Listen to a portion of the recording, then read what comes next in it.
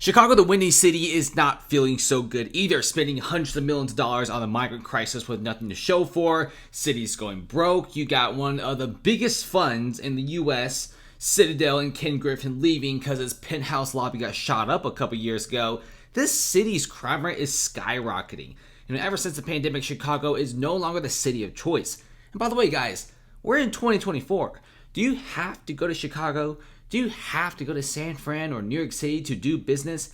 Not really. And nowadays, traditionally non-tech, finance heavy cities are becoming the new hotspots. So check this out. Chicago grocery store owner will be losing another location. Now, there's going to be various different information that you will be hearing about the Save A Lot store, but a lot of it points to lower revenues, and of course, crime rate is extremely high.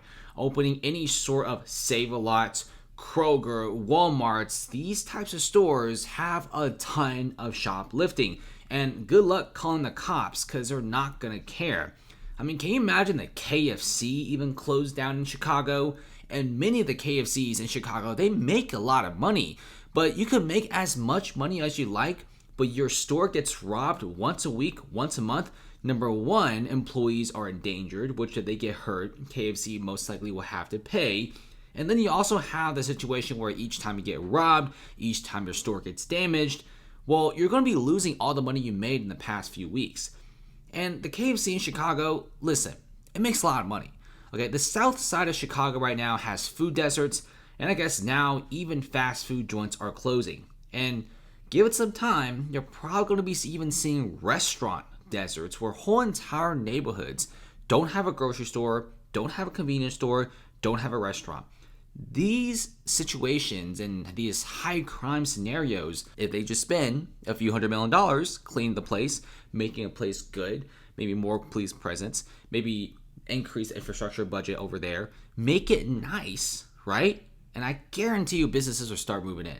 The reason why businesses are so turned off by the south side of Chicago right now, and which is causing all the food deserts, is, like I said, so much rampant crime. And let me tell you, there is no competition in this location. You could open a grocery store, you're going to be having great business. But like I said, when you have constant shoplifting, a lot of theft, all the profits that you made in the past few days go to zero. And even Walmart cannot survive. In fact, Walmart says Chicago's annual losses nearly doubled in the last 5 years. Let me tell you guys something about this whole Walmart scenario. They don't want to leave, right? Walmart loves to stay in Chicago. This is a place with a lot of people, mass amounts of population. Do you really think Walmart wants to leave? No, they want to stay. They want to make cash. They want to service themselves to 2.1 million people. But they can't do that when they're constantly getting shoplifted. They could sell like $1,000 worth of items, but if they get shoplifted a few times, they lose money. Stores like Walmart have very low profit margins. You get shoplifted once, get robbed once, get your store looted once, it's almost impossible to recover.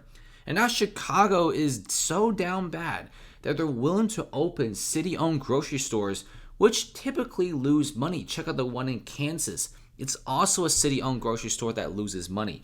But can the city open a store like this just for its citizens, even though they know it's not profitable? Absolutely. If Chicago could spend hundreds of millions of dollars on the migrant crisis, at least spare a few $1,000,000 to open a few of these grocery stores for the people who live here.